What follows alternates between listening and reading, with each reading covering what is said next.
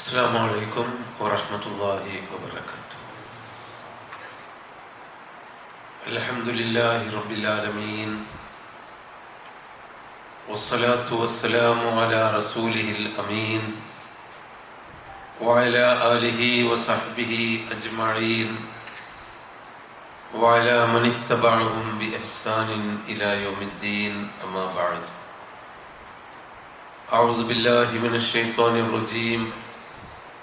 بسم الله الرحمن الرحيم. يا أيها الذين آمنوا اتقوا الله حق تقاته ولا تموتن إلا وأنتم مسلمون. ആദരണീയനായ അധ്യക്ഷൻ,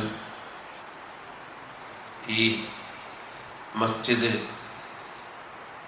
പരിപാലന കമ്മിറ്റിയുടെ ആദരണീയരായ സംഘാടകരെ, ഇവിടെ ഈ അനുഗ്രഹീതമായ ചടങ്ങിനും അള്ളാഹുവിൻ്റെ ഭവനത്തിൽ അതിൻ്റെ ഉദ്ഘാടന കർമ്മത്തിനും എത്തിച്ചേർന്നവരും ഈ പരിപാടി അടുത്തു നിന്നും അകലിൽ നിന്നും ശ്രമിച്ചു കൊണ്ടിരിക്കുന്നവരുമായ കാരണവന്മാരെ, ദീനീ സ്നേഹികളെ, സഹോദരീ സഹോദരന്മാരെ, അല്ലാഹു ഒരു വലിയ ഉത്തരവാദിത്തമാണ് ഈ മസ്ജിദ് തുറന്ന് നൽകപ്പെട്ടതോടുകൂടി ഇതിൻ്റെ പരിസരത്തുള്ള ഇസ്ലാഹി പ്രവർത്തകന്മാർക്കും അതോടൊപ്പം നമുക്കെല്ലാവർക്കും ഏൽപ്പിച്ചു തന്നിട്ടുള്ളത്. മസ്ജിദ് അള്ളാഹുവിൻ്റെ ഭവനമാണ്. പണ്ടുകാലത്ത് നമ്മുടെ നാടുകളിൽ അകലെ അകലെ ഒറ്റപ്പെട്ട മസ്ജിദുകളെ ഉണ്ടായിരുന്നുള്ളൂ. നമ്മുടെ കാരണവന്മാർ വെള്ളിയാഴ്ച അതിരാവിലെ കുളിച്ച് വസ്ത്രവും മാറ്റി ജുമാക്ക് പുറപ്പെട്ടാലേ പള്ളിയിൽ എത്തുകയുള്ളൂ എന്നിങ്ങനെ അകലെ മസ്ജിദ് ഉണ്ടായിരുന്ന ഒരു കാലമുണ്ടായിരുന്നു കേരളത്തിൽ. മലബാറിലൊക്കെ ഞങ്ങൾക്ക് കാരണവന്മാർ പറഞ്ഞു തന്ന ഓർമ്മയുണ്ട്. അത് കഴിഞ്ഞ് പിന്നീട് ആളുകളും വീടുകളും കുടുംബങ്ങളും ഒക്കെ വർദ്ധിച്ചു. ജനസാന്ദ്രത വർദ്ധിച്ചപ്പോൾ സ്വാഭാവികമായും പള്ളിയും കൂടി വന്നു. സ്വാഭാവികമായി അങ്ങനെ തന്നെയാണല്ലോ ഉള്ളത്. ആളുകൾക്ക് ജമാഅത്ത് നമസ്കരിക്കാൻ പള്ളി വേണം. നബി സല്ലല്ലാഹു അലൈഹി വസല്ലമയുടെ കാലത്ത് മദീന പള്ളിയുടെ 4 മൈല് ദൂരത്തുള്ള കണ്ണ് കാണാത്ത അബ്ദുല്ലാഹി ഇബ്നു ഉമ്മി മക്തൂം റളിയല്ലാഹു അൻഹുവിനോട് വരെ ജമാഅത്തിൽ പങ്കെടുക്കാൻ വേണ്ടി വരണം എന്ന് റസൂലുള്ളാഹി സ്വല്ലല്ലാഹു അലൈഹി വസല്ലം കൽപ്പിച്ചിരുന്നു എന്നാണ് ചരിത്രം. ദരിദ്രനായ അബ്ദുല്ലാഹി ഇബ്നു മക്തൂമിനെ കൈപിടിച്ചു കൊണ്ടുവരാൻ ഒരാളില്ല, വേലക്കാരനില്ല, വാഹനപ്പുറത്ത് പോരാൻ പറ്റില്ല. മദീനയിലെ പ്രാന്തപ്രദേശങ്ങൾ വെള്ളം നിറഞ്ഞ് അരുവികളും ചിലപ്പോൾ വെള്ള ചാട്ടങ്ങളുമെല്ലാമുള്ള പ്രദേശമായിരുന്നു. എന്നിട്ടും നബിയോട് പള്ളിയിൽ വരാൻ എനിക്ക് ഉദ്റുണ്ട് നബിയെ, ഞാൻ വരണോ ജമാഅത്തിന് 5 നേരം എന്ന് ചോദിച്ചപ്പോൾ ആദ്യത്തെ ചോദ്യത്തിൽ നബി വേണ്ട, അങ്ങനെ ബുദ്ധിമുട്ടി നീ വരേണ്ടതില്ല എന്ന് പറയുകയും അദ്ദേഹം ഇറങ്ങി നടന്നപ്പോൾ അൽ തസ്മാഉൽ അദാൻ, ബാങ്ക് കേൾക്കുമോ നീ എന്ന് ചോദിച്ചപ്പോൾ ബാങ്ക് ഞങ്ങൾ കേൾക്കാറുണ്ട് എൻ്റെ വീട്ടിലേക്ക്, എങ്കിൽ ഫഅജിബ്, നീ പള്ളിയിലേക്ക് വന്നേ തീരൂ എന്ന് പറയുകയും ചെയ്തു എന്നാണ് ചരിത്രം.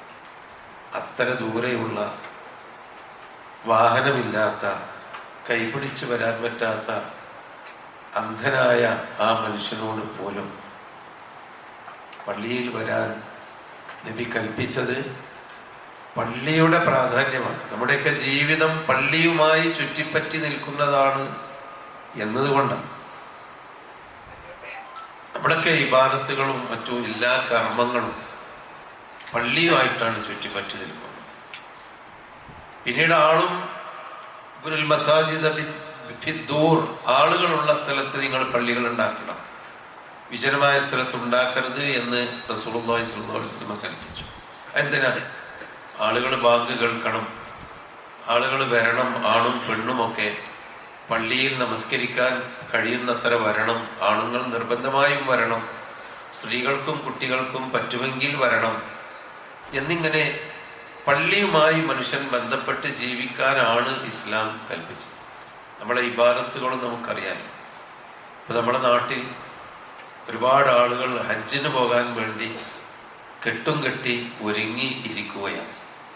കുറേ ആളുകൾ പോകാനുള്ള ഡേറ്റ് കിട്ടി, പലർക്കും കിട്ടിയിട്ടില്ല, പലർക്കും ചില തടസ്സങ്ങളുണ്ട് എന്ന് നമ്മൾ മനസ്സിലാക്കിയിട്ടുണ്ട്. അല്ലാഹു ആ തടസ്സങ്ങളൊക്കെ എത്രയും വേഗം നീക്കി കൊടുക്കുമാറാവട്ടെ. പള്ളിയാണ്, ആ പള്ളിയിലെത്തണം എന്നാണ് നമ്മുടെ ഒരു മനസ്സ്. 1000, 1,00,000 ഇരട്ടി നമസ്കാരത്തിന് പുണ്യമുള്ള കഅബ, ആ പള്ളിയുമായിട്ടാണ് നമ്മളുടെ ജീവിതം തന്നെ ബന്ധപ്പെട്ടത്. നമ്മൾ രാവിലെ എഴുന്നേറ്റാൽ ലോകത്തിന്റെ ഏത് ഭാഗത്തുള്ള ആളുകളാണെങ്കിലും ആ കഅബയിലേക്കാണ് തിരിഞ്ഞ് നമസ്കരിക്കുന്നത്. വാഹനത്തിലാണെങ്കിൽ നമുക്ക് കഴിയുമെങ്കിൽ കഅബയിലേക്ക് നമസ്കരിക്കണം, അല്ലെങ്കിൽ കഅബ മനസ്സിൽ, ആ ദിശ മനസ്സിൽ, ഖിബല മനസ്സിൽ കണ്ടുകൊണ്ട് നമ്മൾ കിട്ടുന്ന ദിശയിലേക്ക് നമസ്കരിക്കണം എന്നിങ്ങനെ നമ്മുടെ നമസ്കാരം നമ്മളൊന്ന് മനസ്സറിഞ്ഞ് ദുആ ചെയ്യാൻ വേണ്ടി നമ്മൾ പള്ളിയിൽ കയറിയാൽ 2 റക്അത്ത് തഹിയ്യത്ത് നമസ്കരിച്ച് ഖിബലക്ക് നേരെ നിന്നുകൊണ്ടാണ് നമ്മൾ നമസ്കരിക്കാറുള്ളത്, പ്രാർത്ഥിക്കാറുള്ളത്. അപ്പൊ ഈ പ്രാർത്ഥനയും നമ്മുടെ ജീവിതവും ഒക്കെ ഒരു പള്ളിയുമായി ബന്ധപ്പെട്ടതാണ്. അതുകൊണ്ടാണ് ഭൂമിയിൽ അള്ളാഹു ഭൂമി സൃഷ്ടിച്ചപ്പോൾ തന്നെ ഭൂമിയിൽ ഒരു പള്ളി വേണം, അടിസ്ഥാന പള്ളി, കേന്ദ്ര പള്ളി വേണം എന്ന് അല്ലാഹു തആലയുടെ മശീഅത്തുണ്ടാവുകയും അതനുസരിച്ച് ഇന്ന് കഅബ നിൽക്കുന്ന സ്ഥലത്ത് ഒരു കല്ല് കൊണ്ടുവന്ന്, സ്വർഗത്തിലെ ഒരു കല്ല് കൊണ്ടുവന്ന് അല്ലാഹു തആല പള്ളിക്ക്, ആദ്യത്തെ പള്ളിക്ക് തറക്കല്ലിടുകയും ചെയ്തിരുന്നു എന്ന് ചരിത്ര ഗ്രന്ഥങ്ങളിൽ കാണാം. ആ തറക്കല്ലാണ് പിന്നീട് ഇബ്രാഹിം നബി അലൈഹിസ്സലാം വഇദ് യർഫഉ ഇബ്രാഹിമുൽ ഖവാഇദ മിനൽ ബൈത്ത് വഇസ്മാഈൽ റബ്ബനാ തഖബ്ബൽ മിന്നാ ഇന്നക അൻതസ് സമീഉൽ അലീം എന്ന ആ ഖുർആൻ വചനത്തിൽ പഠിപ്പിക്കുന്ന ആ തറയാണ് ഇബ്രാഹിം നബി അലൈഹിസ്സലാം അവിടെയുള്ള മലയിൽ നിന്ന്, ജബൽ കഅബയിൽ നിന്ന് കല്ല് വെട്ടിക്കൊണ്ടുവന്ന് പടുത്തുയർത്തിയത്. അവിടെ ആദ്യം ഒരു പള്ളിയുടെ അടിത്തറ ഉണ്ടായിരുന്നു എന്നാണ് പറയപ്പെടുന്നത്. ഇബ്രാഹിം നബി അലൈഹി ഇസ്ലാമിന്റെ മുമ്പും ശേഷവുമുള്ള അനേകം അമ്പിയാക്കന്മാര് ദൂരദിക്കുകളിൽ നിന്ന് ആ പള്ളിയിൽ വന്ന് നമസ്കരിച്ചിരുന്നു. ആ പള്ളി ഉണ്ടായതിന്റെ ശേഷം ആ കഅബയിൽ വന്നും അതുണ്ടാകുന്നതിന്റെ മുമ്പ് ആ സ്ഥലത്ത് വന്നും നമസ്കരിച്ചിരുന്നു എന്നൊക്കെ ചരിത്രത്തിലുണ്ട്.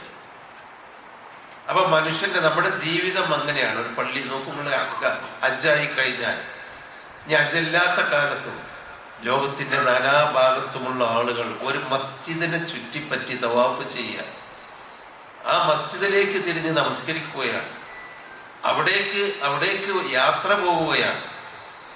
അവിടെ നിന്ന് യാത്ര തിരിക്കുമ്പോൾ, തിരിച്ചു പോരുമ്പോ ഒരു വിദാഇന്റെ തവാഫ് ചെയ്ത് അവിടെ അവസാനമായി ഒരു തവാഫ് ചെയ്ത് തിരിച്ചു വരികയാണ്. അങ്ങോട്ട് ഇനിയും വരണം എന്ന ആഗ്രഹത്തോടു കൂടി അള്ളാഹു ഈ ഭൂമിയിൽ ഉണ്ടാക്കിയ ഏറ്റവും വിശുദ്ധമായ സ്ഥലം കഅബ എന്ന പള്ളിയാണ്. അപ്പൊ ഇങ്ങനെയൊക്കെ അല്ലാഹു തആല നമ്മുടെ ജീവിതത്തെ ഒരു പള്ളിയുമായി ചുറ്റിപ്പറ്റി ബന്ധിച്ചിരിക്കുന്നു എന്നർത്ഥം. അങ്ങനെയുള്ള ഒരു പള്ളി ഇവിടെയും ഉണ്ടാവണം, ഈ ഒരു സ്ഥലത്ത് എന്ന് അല്ലാഹു നിശ്ചയിച്ചു. റസൂലുള്ളാഹി സ്വല്ലല്ലാഹു അലൈഹി വസല്ലമ മദീനയിലേക്ക് ഹിജ്റ പോയപ്പോൾ, മക്കയിൽ നിന്ന് പോയപ്പോൾ, മക്കയിലെ ആദ്യത്തെ പള്ളിയിൽ നിസ്കരിച്ചിരുന്നു. പക്ഷെ അവിടെ തൗഹീദിന്റെ കേന്ദ്രമായിരുന്നില്ല. ഇബ്രാഹിം നബി അലൈഹി സ്വലാം ഏകനായ റബ്ബിനെ ആരാധിക്കാൻ വേണ്ടി ഉണ്ടാക്കിയ പള്ളിയാണെങ്കിലും അത് ബിംബങ്ങൾ വെച്ചുകൊണ്ട് മുശ്രിക്കുകൾ അതിനെ മലിനമാക്കി. എന്നാലും റസൂലുള്ളാഹ് അവിടെ പോയി ഏകനായ റബ്ബിനെ ആരാധിച്ച് നമസ്കരിച്ചു. മദീനത്ത് പള്ളിയില്ല. അവിടേക്ക് പോകുമ്പോൾ നബി സല്ലല്ലാഹു അലൈഹി വസല്ലമയുടെ മനസ്സിലുണ്ടായിരുന്നത് ആദ്യം അവിടെ ഒരു പള്ളി ഉണ്ടാക്കണം എന്നായി. അതിനാവശ്യമായ പണം എത്രയോ കാലം കൊണ്ടായിരിക്കണം റസൂലുള്ളാഹ് സൂക്ഷിച്ചു വെച്ച് അത് മടിക്കുത്തിലും വെച്ചുകൊണ്ടാണ് മദീനയിലെത്തിയത്. നബി സല്ലല്ലാഹു അലൈഹി വസല്ലമ ആദ്യമായി ചെന്നിറങ്ങിയ ആ സ്ഥലത്ത് അബൂ അയ്യൂബ് അൻസാരിയുടെ വീട്, അതിൻ്റെ അടുത്തുള്ള ഒരു സ്ഥലത്ത് ആദ്യമായി ജനങ്ങളെല്ലാവരും കൂടി അവിടെ നമസ്കരിച്ചു. ആ നമസ്കാരം നിർവഹിച്ച സ്ഥലത്ത് ഒരു പള്ളി ഉണ്ടായി. അത് ഖുബാ പള്ളിയാണ്, മസ്ജിദ് ഖുബാ. ഇന്ന് ഹാജിമാരും ഉമർക്ക് പോകുന്നവരും ചെന്ന് നമസ്കരിക്കുന്ന ആ പുണ്യ പള്ളി. നബി സല്ലല്ലാഹു അലൈഹി വസല്ലമ പറഞ്ഞു, ഞാൻ ഉണ്ടാക്കാൻ ഉദ്ദേശിക്കുന്ന പള്ളി ഇതല്ല, ഇത് ഞാൻ വേറെ തന്നെ ലോകത്തുള്ള മുസ്ലിങ്ങൾക്ക് ഒരു പള്ളി ഉണ്ടാക്കേണ്ടതുണ്ട്. അതിന് ഇവിടുന്ന് പോകണം, ഇവിടെയല്ല അതിൻ്റെ സ്ഥലം എന്ന് പറഞ്ഞ് ഖുബാ പള്ളിയിൽ നിന്ന് നബി ഹിജ്റ വന്ന നബി ഒട്ടകപ്പുറത്ത് കയറി നടക്കുകയാണ്, വീണ്ടും പോവുകയാണ്, മുന്നോട്ട് പോവുകയാണ്. ഓരോ പ്രദേശത്തെത്തുമ്പോഴും കബീലകളായിട്ട് ഇങ്ങനെ താമസിക്കുന്ന രാജ്യമാണെന്ന് മക്ക, മദീന. മക്കയും മദീനൊക്കെ ഓരോ ഗോത്രങ്ങൾ, ഓരോരോ കോളനികളായിട്ട് താമസിക്കുന്ന സ്ഥലം. ഓരോ കോളനിയിലെത്തുമ്പോഴും അവിടെയുള്ള അൻസാറുകളായ ആളുകൾ റസൂലുള്ളാഹിയെ തടുത്തു നിർത്തും, ഒട്ടകത്തെ തടുത്തു നിർത്തും. നിങ്ങൾ ഇവിടെ ഇറങ്ങിക്കോളൂ, നമ്മളിവിടെ പള്ളിക്ക് സ്ഥലം തരാം, നമുക്കിവിടെ വീടുണ്ടാക്കി തരാം, ഞങ്ങളെ കബീലയിൽ നിങ്ങൾ താമസിച്ചു കൊണ്ടുപോകും. നബി പറയും, വേണ്ട, നിങ്ങൾ ഒട്ടകത്തിന്റെ മുമ്പ് നിന്നാണ് മാറിക്ക്, ഒട്ടകം പോയിക്കോട്ടെ.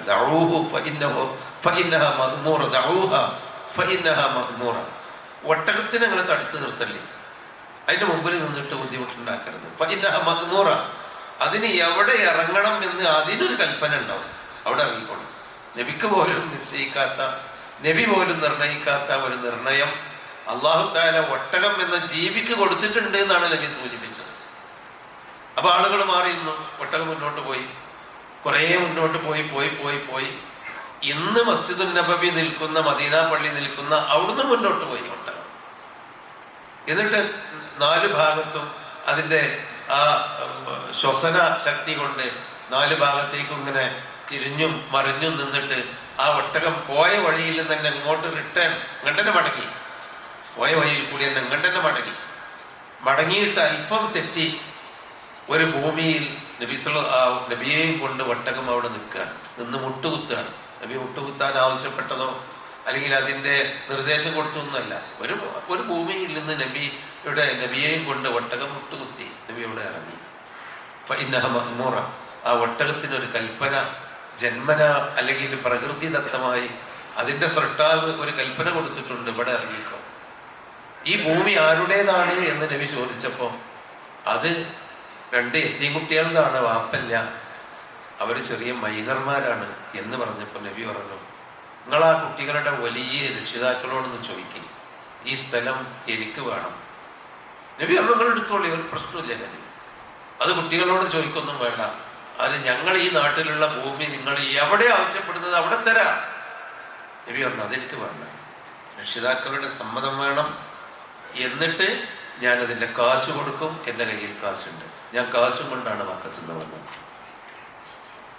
ആ രക്ഷിതാക്കളുമായി സംസാരിച്ച് ആ സ്ഥലം കച്ചവടം പറഞ്ഞ് നബി അതിൻ്റെ പുടുപ്പതും വില, അന്നത്തെ മാർക്കറ്റ് വില അവർ പറഞ്ഞ വില കൊടുത്ത് നബി ആ പറമ്പിലുണ്ടായിരുന്ന ഉണങ്ങിയ ഈത്തപ്പനകളും മറ്റുമൊക്കെ പറിച്ചെറിഞ്ഞ് അതിനൊക്കെ ഒഴിച്ച് നിരപ്പാക്കാൻ പറഞ്ഞു.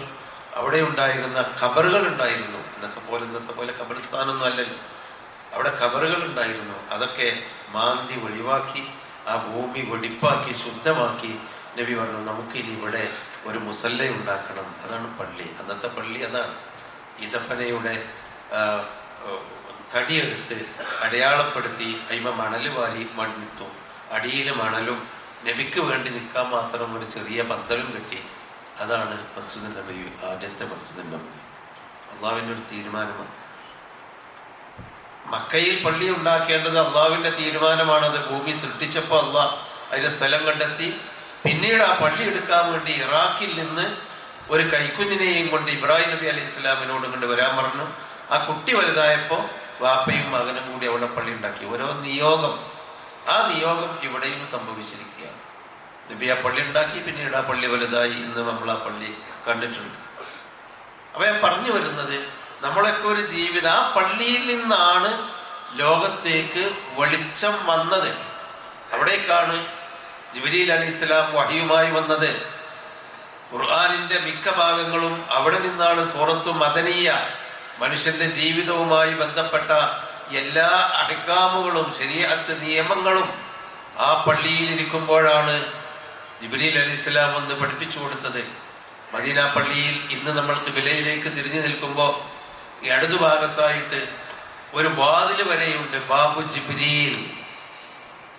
ജിബ്രീൽ അലൈഹിസ്സലാമിന് കയറി വരാൻ ഒരു വാതിൽ ഉണ്ടായിരുന്നു എന്നല്ല അർത്ഥം. ഒരിക്കൽ നബി സല്ലല്ലാഹു അലൈഹി വസല്ലമയുടെ അടുക്കലേക്ക് ജിബ്രീൽ അലൈഹിസ്സലാം മനുഷ്യരൂപത്തിൽ, ദഹിയത്തുൽ കൽബി എന്ന സഹാബിയുടെ രൂപത്തിൽ, ഏകദേശം ആ രൂപത്തിൽ ഒരു മനുഷ്യൻ കയറി വന്ന് റസൂലുള്ളാഹിന്റെ കാൽമുട്ട് ചേർത്ത് വെച്ച് ഇരുന്നു കൊണ്ട് ഇസ്ലാമും ഈമാനും ഈ ഇഹ്സാനും എല്ലാം ചോദിച്ചറിഞ്ഞ്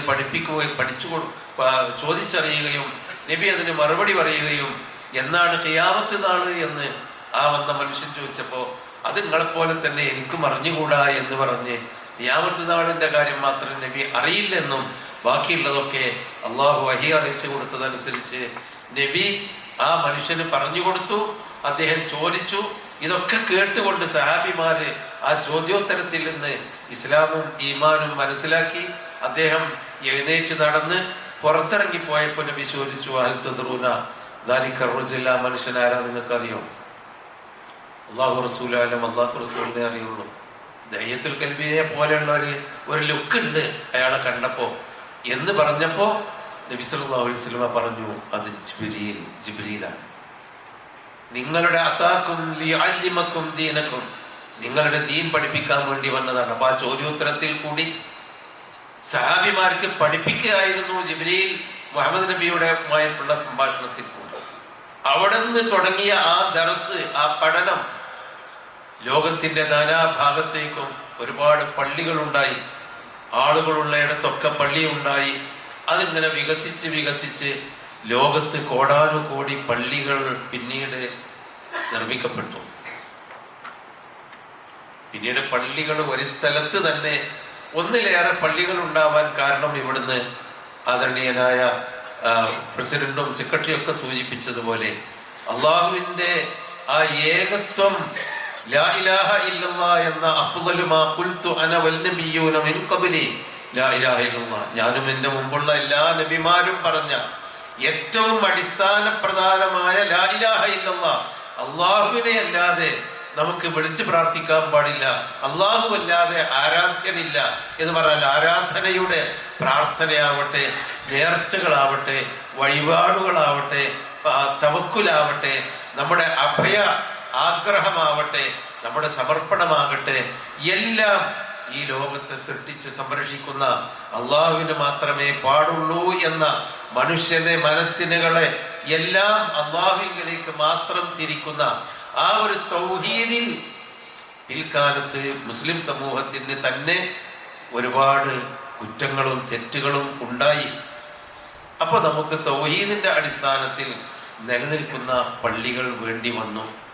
പല പള്ളികളിലും നമ്മൾ ഇന്ന് കയറി നോക്കിയാൽ, ഇവിടെ മാത്രമല്ല പല പ്രദേശങ്ങളിലും കയറി നോക്കിയാൽ ആ പള്ളിയിലേക്ക് വരുന്ന ആളുകൾ നമസ്കരിക്കാൻ വരുന്നതിനേക്കാൾ അധികം ആ പള്ളിയോട് സമീപത്തുള്ള ജാറത്തിങ്കൽ പോയി പ്രാർത്ഥിക്കാനും അവിടെ നിന്നുള്ള എണ്ണ തലയിൽ ഇട്ട് രോഗ ചികിത്സക്ക് വേണ്ടിയും അവിടെ കാശ് കൊടുക്കാനും അവിടെ ഇരുന്ന് ആഗ്രഹം സഫലീകരിക്കുവാനുമുള്ള ലക്ഷ്യത്തോടു കൂടിയാണ് പല പള്ളികളും. ഇന്ത്യയിൽ മാത്രമല്ല, ഉത്തരേന്ത്യയിലൊക്കെ ധാരാളം, ഇനി പാകിസ്ഥാനിലാവട്ടെ, അറബ് നാടുകളിൽ വരെ, ആഫ്രിക്കൻ അറബ് രാജ്യങ്ങളിൽ വരെ പല പള്ളികളിലും ജനക്കൂട്ടം ഉണ്ടാകുന്നത് ആ പള്ളിയോടനുബന്ധിച്ച ഏതെങ്കിലും ഒരു മഹാൻ, ഏതെങ്കിലും ഒരു വിശേഷപ്പെട്ട വ്യക്തിയുടെ ഖബർ സന്ദർശിക്കാൻ വരുന്ന കൂട്ടത്തിൽ ഈ പാങ്ങും കാമത്തും കൊടുക്കുമ്പോൾ നിസ്കരിക്കുന്നു. അങ്ങനെ തൗഹീദിൽ നിന്ന് മുസ്ലിം സമുദായം വളരെ വളരെ വ്യതിചലിച്ചു പോയി. വലിയൊരു വിഭാഗം ആളുകൾ അള്ളാഹു അല്ലാത്തവരോട് പ്രാർത്ഥിക്കുന്ന, അള്ളാഹു അല്ലാത്തവർക്ക് വേണ്ടി വഴിപാടുകൾ അർപ്പിക്കുന്ന, അള്ളാഹു അല്ലാത്തവരിൽ നിന്ന് ഗുണദോഷങ്ങൾ പ്രതീക്ഷിക്കുന്ന ഒരവസ്ഥ ഉണ്ടായി. നബി സല്ലല്ലാഹു അലൈഹി വസല്ലം അത് പറഞ്ഞിട്ടുണ്ട്. നബി സല്ലല്ലാഹു അലൈഹി വസല്ലം പറഞ്ഞിട്ടുണ്ട്, ശിർക്ക്, ബിംബാരാധന ഈ സമുദായത്തിലേക്ക് വരും. അല്ലാഹു അല്ലാത്തവരോട് ലതത്തബിഉന്ന സനന മൻ കാന ഖബലകും ശിബ്റൻ ബിശിബ്രിൻ വദിറാഅൻ ബിദിറാഇൻ ഹത്താ ലൗ ദഖലു ജുഹറ റബ്ബിൻ ലദഖൽതുമൂഹു.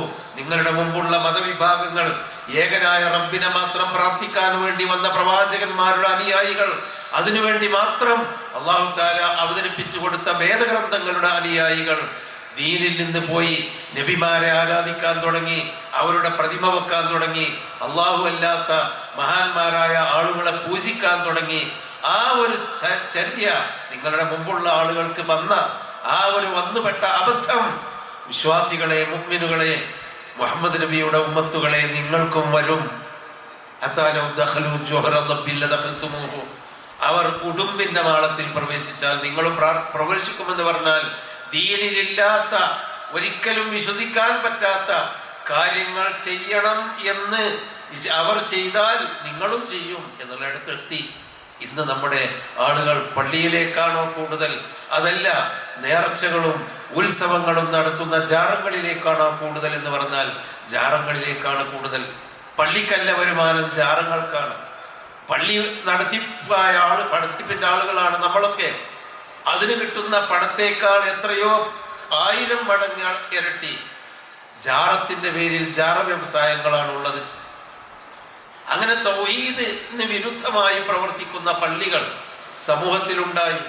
പള്ളി എന്ന് പറയുന്നത് ഓരോ ആഴ്ചയിലും നിർബന്ധമായി ആ പ്രദേശത്തെ ജനങ്ങൾക്ക് വേണ്ട ഉത്ബോധനങ്ങൾ നടത്താൻ വെള്ളിയാഴ്ചയിലെ 4 റക്അത്തുള്ള ളുഹർ 2 റക്അത്തായി അല്ലാഹു നിശ്ചയിക്കുകയും ബാക്കി 2 ഖുത്ബകളായി നിശ്ചയിക്കുകയും ചെയ്തു. ഒരാഴ്ചയിൽ ഒരു പ്രദേശത്ത് ഒരു മത ഉത്ബോധനം നിർബന്ധമായും നടക്കണം, അവിടെ എല്ലാവരും വരണം എന്ന് നബി സല്ലല്ലാഹു അലൈഹി വസല്ലമ ഇസ്ലാമിക ശരീഅത്തിൽ കൂടി നമുക്ക് നിശ്ചയിച്ചു തന്നു. ആ ജുമുഅ ഖുത്ബ ഒരിക്കലും ജനങ്ങൾക്ക് മനസ്സിലാവാത്ത രൂപത്തിൽ പറയണമെന്ന് ആരൊക്കെയോ പറഞ്ഞുണ്ടാക്കി. അതങ്ങനെ വന്നു. മാലിക് ദീനാറും അനുയായികളും ആദ്യം വന്നുണ്ടാക്കിയ കേരളത്തിലെ ചേരമാൻ പള്ളിയിൽ അന്ന് മുതൽ മനുഷ്യന് മനസ്സിലാകാവുന്ന അന്നാട്ടുകാരുടെ ഭാഷയിലായിരുന്നു ഖുത്ബയുണ്ടായിരുന്നത്. പിൽക്കാലത്ത്, ഈ അടുത്ത കാലത്താണ് അത് മാറ്റി ജനങ്ങൾക്കൊരിക്കലും ഈ പറയുന്നത് മനസ്സിലാവരുത് എന്ന നിർബന്ധത്തോടുകൂടി അറബി ഭാഷയിൽ ഏതോ ഏടെടുത്ത് വായിക്കുന്ന, പുസ്തകമെടുത്ത് വായിക്കുന്ന ഖുത്ബയാക്കി മാറ്റി. അങ്ങനെയൊക്കെ വന്നപ്പോ മുസ്ലിം സമൂഹത്തിൽ പഠിച്ച പണ്ഡിതന്മാരും നല്ലതുണ്ടാവണമെന്ന് വിചാരിക്കുന്ന കാരണവന്മാരും ഉമറാക്കളും അതിലൊരു മാറ്റം വരാൻ വേണ്ടി ഒരു പള്ളി സ്ഥലത്തുണ്ടെങ്കിലും ആ പള്ളിയുടെ തൊട്ടടുത്ത് മറ്റൊരു പള്ളിയും കൂടി വെള്ളിയാഴ്ച ജുമാ നമസ്കാരത്തിന് വരുന്ന ആളുകൾക്ക് മലയാളത്തിൽ ഒരു ഉദ്ബോധനം കൊടുക്കുന്നതോടൊപ്പം അറബിയിൽ അല്ലാഹു റസൂലും പഠിപ്പിച്ച ആ അർക്കാനുകളൊക്കെ കൃത്യമായി അറബിയിൽ ഉദ്ധരിച്ചുകൊണ്ട് തന്നെ ഒരു മലയാളത്തിൽ ഒരു ചെറിയ ഉത്ബോധനം നടത്താൻ പറ്റുന്ന പള്ളി വേണം എന്ന് തീരുമാനിച്ചു. അങ്ങനെയാണ് വേറിട്ട പള്ളികൾ ഉണ്ടായത്. നമ്മുടെ സഹോദരിമാർക്ക് ഒരു യാത്ര പോവുകയാണെങ്കിൽ നിസ്കരിക്കാൻ പറ്റുമായിരുന്നില്ല, പെരയിലെത്തിയിട്ട് നിസ്കരിക്കാതാണ്. ആളുകളെ പോലെ എവിടെയെങ്കിലും റെയിൽവേ സ്റ്റേഷനോ പൊതുസ്ഥലത്തുനിന്നോ നിസ്കരിക്കാൻ പറ്റൂല്ലോ അവർക്ക്. അപ്പൊ വീട്ടിലെത്തിയിട്ട് നിസ്കാരം കള്ളാവും വിഷവും വരീവും 100 അസറും പോയാലും അവർക്ക് നിസ്കാരം ഉണ്ടായിരുന്നില്ല. എന്നാൽ സ്ത്രീകൾക്ക് പുരുഷന്മാരെ പോലെ തന്നെ പള്ളിയിൽ 5 നേരം വരൽ നിർബന്ധമില്ലെങ്കിലും വരണമെന്ന് തോന്നിയാൽ പെണ്ണുങ്ങളെ നിങ്ങൾ തടയരുത് എന്ന റസൂലുള്ളാഹിന്റെ കൽപ്പന അനുസരിച്ച് പെണ്ണുങ്ങൾക്ക് സൗകര്യമുള്ള പള്ളി ഉണ്ടാക്കേണ്ടി വന്നു. അത് ജുമാ നമസ്കാരത്തിനും 5 നേരത്തെ നമസ്കാരത്തിനും അത് ഹറാമാണെന്നും പെണ്ണുങ്ങൾ കയറുന്ന പള്ളിയിൽ നമസ്കരിച്ചാൽ നമസ്കാരം സഹിയാവുകയില്ലെന്നും വരെ പുരോഹിതന്മാര് വഴുതു പറഞ്ഞ് കൂവി നടന്നിട്ടും ഇപ്പോൾ അവസാനം എല്ലാ പള്ളിയോടനുബന്ധിച്ചും പെണ്ണുങ്ങൾക്ക് നമസ്കരിക്കാനുള്ള സൗകര്യം ഉണ്ടായി വരുന്നുണ്ട്. ഇനി അതാണ്ട് പള്ളിയുടെ ഉള്ളിലേക്കാണ് സൗകര്യപ്പെടുത്തുന്നേ ഉള്ളൂ. അപ്പൊ അങ്ങനെ ചില ഉത്ബോധനങ്ങൾ നടത്താൻ, അതുപോലെ സ്ത്രീകൾ അടക്കമുള്ള ആളുകൾക്ക് പങ്കെടുക്കാൻ, പിന്നെ ജനങ്ങളുടെ ആവശ്യങ്ങൾ നിർവഹിക്കാൻ, മതപഠനപരമായ ആവശ്യങ്ങൾ നിർവഹിക്കാൻ പള്ളി വേണം. പള്ളിയിൽ നമ്മൾ മദ്രസയിലൊക്കെ ചെറുപ്പകാലത്ത് എന്തെങ്കിലുമൊക്കെ ഓതി പഠിച്ചിട്ടുണ്ടാവും, അതൊക്കെ മറന്നുപോയിട്ടുണ്ടാവും വലുതാകുമ്പോൾ. അപ്പൊ എന്നും ദീനിന്റെ പച്ചയായ നിയമനിർദ്ദേശങ്ങൾ ആ പച്ചയായി തന്നെ അതത് സന്ദർഭത്തിൽ കിട്ടാൻ ആവശ്യമായ ഉത്ബോധനങ്ങളും ക്ലാസുകളും നടത്താൻ പള്ളി വേണം എന്ന് പറഞ്ഞു. അങ്ങനെ പല ശരീഅത്തിന്റെ ആവശ്യങ്ങൾ നിർവഹിക്കപ്പെടുന്ന പള്ളികൾ ഒരു മഹല്ലിൽ തന്നെ ഒന്നിലധികം ഉണ്ടാവേണ്ടി വന്നു. അങ്ങനെയാണ് ഇതുപോലെയുള്ള ഒരു പള്ളിയും ഉണ്ടായത്. ഇവിടെ ആദരണീയനായ സെക്രട്ടറി സൂചിപ്പിച്ചതുപോലെ ഇവിടെ നമ്മൾ ശ്രദ്ധിക്കേണ്ട ഒരു കാര്യം, ഈ പള്ളി, ഇതുപോലെയുള്ള പള്ളികൾ, ഇത് മനുഷ്യന്റെ ഒരു അഭയ കേന്ദ്രമാണ്. ഞങ്ങൾ മലപ്പുറം ജില്ലയിൽ, ഇത് മലപ്പുറം ജില്ലയുടെ ഒരു അതിർത്തിയാണ്. ഞങ്ങളുടെ നാട്ടില് പണ്ട് കാലത്ത് പറയാറുണ്ടായിരുന്നു, അതൊന്നും എന്നോട് പറയണ്ട, അതൊക്കെ പള്ളിക്ക് പോയി പറഞ്ഞാളാണ്. കാരണം മനുഷ്യനോട് പറയാൻ പറ്റാത്ത, അല്ലെങ്കിൽ ഒരു നാലാളോട് പറയാൻ പറ്റാത്ത എന്തെങ്കിലും വേണ്ടാത്ത കാര്യമാണ് അതൊക്കെ പള്ളിക പോയി പറയുന്ന പറഞ്ഞാൽ ഒരാവശ്യമില്ല. പള്ളിക പോയി പറഞ്ഞാൽ ഒന്നും കിട്ടൂല്ലോ, അങ്ങോട്ട് കൊടുക്കല്ലാതെ ഇങ്ങോട്ടൊന്നും പള്ളിയിൽ നിന്ന് കിട്ടൂല്ലോ. അതായിരുന്നു നമ്മുടെ പള്ളിയുടെ ഒരു അവസ്ഥ. മരിച്ചാൽ അവിടെ കാശ് കൊടുക്കണം, ജനിച്ചാൽ അവിടെ കൊണ്ടുപോയി പറയണം, അവിടെ കാശ് കൊടുക്കണം. ഒരു വിവാഹം കഴിക്കുകയാണെങ്കിൽ അത് കുറിക്കല്യാണം കഴിച്ച് ബുദ്ധിമുട്ടുണ്ടാക്കിയ ഒരു സമ്പാദിക്കുന്ന ഒരു പാവപ്പെട്ടവന്റെ വിവാഹമാണെങ്കിലും അവിടെ കൊണ്ടുപോയി കാശ് ലഭ്യ അടക്കണം. അങ്ങനെ പള്ളി അങ്ങോട്ട് വാങ്ങുക എന്നുള്ളതല്ലാതെ പള്ളിയിൽ നിന്ന് ഇങ്ങോട്ടൊന്നും കിട്ടുമായിരുന്നില്ല. ഇതല്ല ഇസ്ലാമിന്റെ പള്ളിയുടെ പാരമ്പര്യം. അതാ പിൽക്കാലത്ത് നമ്മളെ പള്ളിയായി മാറിയത്. ജാറങ്ങൾ അറ്റാച്ച് ചെയ്തു, പണപ്പിരിവ് നടക്കുന്ന കേന്ദ്രമാക്കി, അള്ളാഹുവില്ലാത്തവർ ആരാധിക്കുന്ന കേന്ദ്രമാക്കി. അതുപോലെ പള്ളി ജനങ്ങളിൽ നിന്ന് പണം അങ്ങോട്ട് വാങ്ങുന്ന കേന്ദ്രമാക്കി. നബി സല്ലല്ലാഹു അലൈഹി വസല്ലം പറഞ്ഞു, ആരെങ്കിലും മരിച്ചിട്ട് മദീനത്തെ ജനങ്ങളോടാ പറയുന്നത്, നിങ്ങൾ ആരെങ്കിലും കൂട്ടത്തിൽ ആരെങ്കിലും മരിച്ച് കുഞ്ഞുകുട്ടികളും അനാഥകളായും വിധവകളായുമുള്ള ദരിദ്രന്മാരെ ബാക്കി വെച്ചുകൊണ്ടാണ് മരിച്ചതെങ്കിൽ എന്നോട് പറയുക, ഞാനത് ഏറ്റെടുത്തിരിക്കുന്നു. ഈ പള്ളിയിൽ വന്ന് എന്നോട് വിവരം പറഞ്ഞാൽ പള്ളി അവന്റെ കുടുംബ പ്രശ്നം പരിഹരിക്കും എന്നായിരുന്നു നബി സല്ലല്ലാഹു അലൈഹി വസല്ലം ആഹ്വാനം ചെയ്തത്. അവന് അനന്തര സ്വത്തുണ്ടെങ്കിൽ അവന്റെ അനന്തരാവകാശികൾ വാങ്ങിച്ചെടുത്തോട്ടെ, നമ്മളോട് പറയണ്ട. പക്ഷേ കഷ്ടപ്പാടുകൾ ഉണ്ടെങ്കിൽ ബൈത്തുൽ മാലിൽ വന്ന്, പള്ളിയിൽ വന്ന് പറയണം, ബൈത്തുൽ മാലിൽ സക്കാത്തുണ്ട്. നാട്ടിലെ ഓരോ മനുഷ്യന്റെയും സക്കാത്തിന്റെ 2.5%, 10% ഒക്കെയുള്ള വിഹിതങ്ങൾ പള്ളിയിൽ വന്ന് സൂക്ഷിച്ചു. ആർക്ക് എന്തെങ്കിലും പ്രശ്നങ്ങൾ ഉണ്ടെങ്കിൽ പള്ളി പരിഹരിച്ചു. മറ്റേ കുട്ടിയെ ആശുപത്രി കൊണ്ടുപോകേണ്ടതുണ്ട്, ഇന്നവന്റെ വീട് പൊളിഞ്ഞിട്ടുണ്ട്, അവിടൊക്കെ പള്ളി ഇടപെട്ട് ആ പ്രശ്നങ്ങൾ പരിഹരിച്ചു. കാരണം പള്ളി സക്കാത്തിന്റെ സംഭരണ കേന്ദ്രവും കൂടിയായിരുന്നു ഇസ്ലാമിൽ. ഇക്കാലത്ത് വന്നില്ല. പള്ളിക്ക് അങ്ങോട്ട് കൊടുക്കല്ലാതെ പള്ളി ഇങ്ങോട്ട് കൊടുക്കുന്ന പ്രശ്നമുണ്ടായില്ല. അതുപോലെ മനുഷ്യന്റെ കുടുംബ പ്രശ്നങ്ങൾ, പ്രയാസങ്ങൾ, എന്തെങ്കിലും കലഹങ്ങൾ, തമ്മിലുള്ള എന്തെങ്കിലും പ്രശ്നങ്ങൾ നബി സല്ലല്ലാഹു അലൈഹി വസല്ലം പള്ളിയിലേക്ക് വിളിക്കും. എന്നിട്ട് പറയും, ഇവിടെ നിന്നാണ് തീർക്കുക. പള്ളിയായിരുന്നു അവരുടെ കോടതി, പള്ളിയായിരുന്നു അവരുടെ മറ്റു പ്രയാസങ്ങളുടെ കേന്ദ്രം. പള്ളിയിൽ നമസ്കരിച്ചിരിക്കുമ്പോ മദീനയിൽ മരുഭൂമിയിൽ എവിടെയെങ്ങാനും ഒരു വലിയ സ്ഫോടനം കേട്ടു, ലജ്ജത്ത്, ഒരു പൊട്ട്, സഹാബിമാര് പുറത്തിറങ്ങാൻ പേടിച്ചു. പെരയ്ക്ക് പോകേണ്ടവരും പാടത്തേക്ക്, കൃഷി സ്ഥലത്തേക്ക് പോകേണ്ടവരും ഭയപ്പെട്ടു. നബി പറഞ്ഞു, പള്ളിയിൽ നിങ്ങൾ ഭയപ്പെടണ്ട, ഞാനാണ് ഈ പള്ളിയുടെ ഉത്തരവാദി, ഞാനൊന്ന് നോക്കി വരാം. ഒരു ഒട്ടകം വായ്പ വാങ്ങിയിട്ട് എല്ലാ സ്ഥലത്തും ഒന്ന് ചുറ്റിക്കറങ്ങിയിട്ട് പറഞ്ഞു, ഇവിടെ സ്ഫോടനമൊന്നും ഉണ്ടായിട്ട് ഞാൻ പേടിച്ചിട്ട്, ഞങ്ങൾ എന്തോ കേട്ടതായിരിക്കും, എല്ലാവരും ധൈര്യമായി പോയിക്കോളി. പള്ളിയാണ് അവർക്ക് നിർഭയത്വം നൽകിയത്, എല്ലാ പ്രശ്നങ്ങളുടെയും അഭയകേന്ദ്രം. ഇനി നമുക്ക് വിഷമങ്ങളും ബുദ്ധിമുട്ടുകളും ഉണ്ടെങ്കിൽ അവർ പള്ളിയിൽ വന്ന് നമസ്കരിക്കുമായിരുന്നു. അവിടെ വന്ന് 2 റക്അത്ത് തഹിയ്യത്ത് നമസ്കരിച്ച് അള്ളാഹുവിനോട് പ്രാർത്ഥിക്കുമായിരുന്നു. എല്ലാ കാര്യത്തിലും പള്ളിയാണ്. 1000 മാസത്തെക്കാളും പുണ്യമുള്ള ലൈലത്തുൽ ഖദ്ർ അല്ലാഹു തആല നബിക്ക് വഹി അറിയിച്ചു കൊടുത്തപ്പോൾ പള്ളിയിലേക്കാണ് 1000 മാസത്തെ പുണ്യം കിട്ടാൻ വേണ്ടി റസൂലുള്ളയും ഭാര്യമാരും കുടുംബങ്ങളും സഹാബത്തും ഭാര്യമാരുമെല്ലാം പള്ളിയിൽ വന്ന് എത്തിക്കാതിരിക്കുകയായിരുന്നു ചെയ്തിരുന്നത്. ഇതാണ് പള്ളി. ഈ പള്ളി അങ്ങനെയാണ്, അങ്ങനെ ആവണം. അതിനു വേണ്ടിയാണ് സഹോദരന്മാരെ നമ്മൾ ഈ പള്ളി ഉണ്ടാക്കിയത്. നമ്മൾ 5 നേരം നമസ്കരിക്കാൻ ഈ പള്ളിയെടുത്ത ആവേശത്തോടു കൂടി തന്നെ ഈ ബാങ്ക് കേൾക്കുന്നവർ ഇവരെ വരണം, കുട്ടികളൊക്കെ കൊണ്ടുവരണം. കുട്ടികളൊക്കെ കുറച്ച് ഓടിച്ചാടി നടക്കും, പ്രശ്നങ്ങൾ ഉണ്ടാക്കും, ഒച്ചയുണ്ടാക്കും, ആയിക്കോട്ടെ. നബി സല്ലല്ലാഹു അലൈഹി വസല്ലം അത് അനുവദിച്ചു, ആയിക്കോട്ടെ. ആ കുട്ടികൾക്ക് കളിക്കാൻ എന്തെങ്കിലും കയ്യിൽ വെച്ചോളണ്ടി, എന്നാ പോലെ അതും കൊണ്ട് കളിച്ചോളും, പള്ളിയിൽ വന്നോട്ടെ എന്ന് നബി തീരുമാനിച്ചു.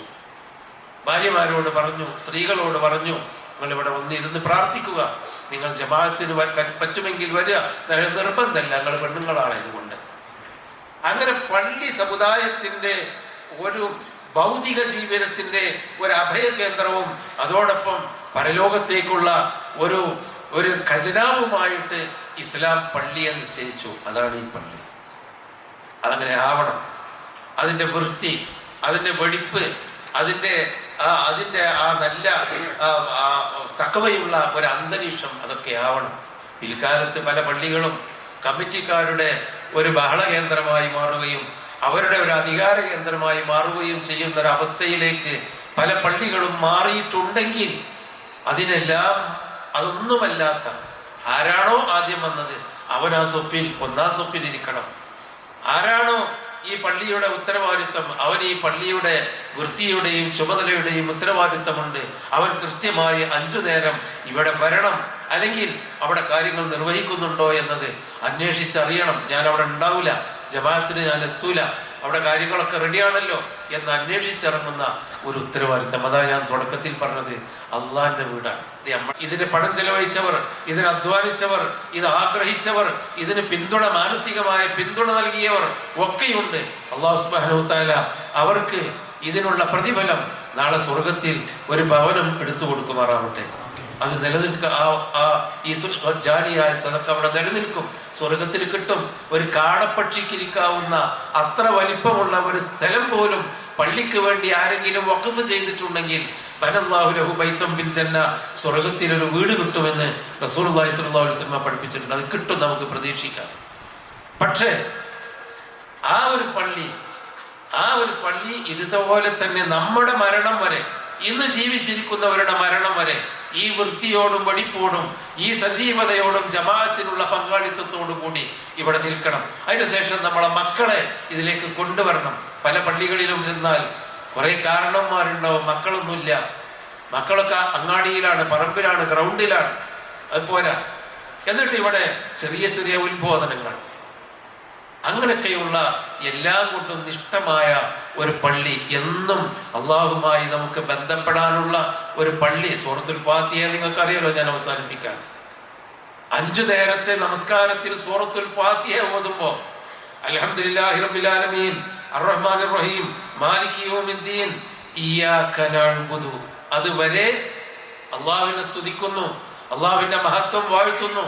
പരലോകത്ത് അള്ളാഹുവിന്റെ ഉടമസ്ഥത പരലോകത്തും അള്ളാഹുവിനാണെന്ന് നാം അംഗീകരിക്കുന്നു.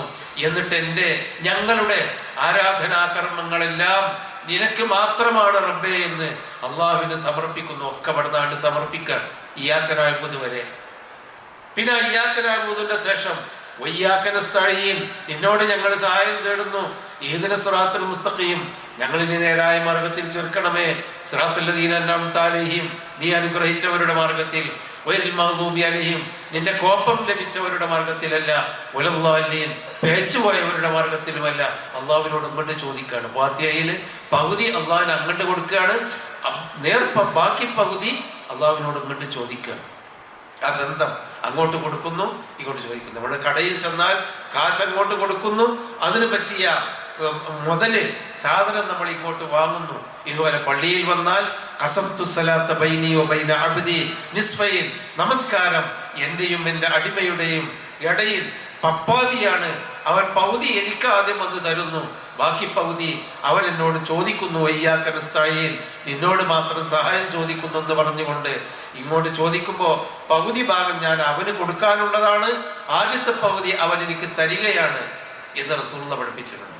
ആ ഒരു ബോധത്തോടു കൂടി 5 നേരം നമസ്കരിച്ച് നമ്മൾ നമസ്കാരവും കഴിഞ്ഞ് പുറത്തിറങ്ങിക്കഴിഞ്ഞാൽ നമ്മുടെ ജീവിതം മാറും. നമ്മൾ അങ്ങാടിയിൽ ചെന്നാലും വീട്ടിൽ ചെന്നാലും നമ്മുടെ ജീവിതത്തിന് കൃത്യമായി പള്ളിയിൽ ഒരു കുറ്റിത്തറച്ച് കെട്ടിയവനെ പോലെ നമ്മളാകുമോ. ഖൽബുഹു മുഅല്ലഖും ബിൽ മസാജിദ്. പള്ളിയുമായി മനസ്സിനെ കെട്ടിയിട്ട മനുഷ്യന്റെ ഹൃദയമുള്ള മനുഷ്യന്മാരാണ് അർശിന്റെ ചുവട്ടിൽ അള്ളാഹുവിന്റെ സംരക്ഷണം ലഭിക്കുക.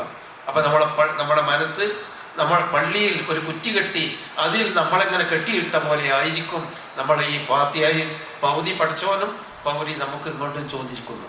പള്ളിയുമായുള്ള ബന്ധം അങ്ങനെ നമ്മുടെ ജീവിതത്തെ ഈ ചെറിയ പള്ളിയുമായി, നമ്മുടെ മഹല്ല് പള്ളികളുമായി, നമ്മുടെ ഏറ്റവും വലിയ മസ്ജിദുൽ ഹറാം വലിയ പള്ളിയുമായി ബന്ധപ്പെട്ട് നമ്മൾ ജീവിച്ചാൽ നാളെ അള്ളാഹുവിന്റെ അടുക്കൽ ചെല്ലുമ്പോൾ ആ സ്വർഗമെന്ന അള്ളാഹുവിന്റെ വിശുദ്ധ ഭവനവുമായി നമുക്ക് ബന്ധപ്പെടാം.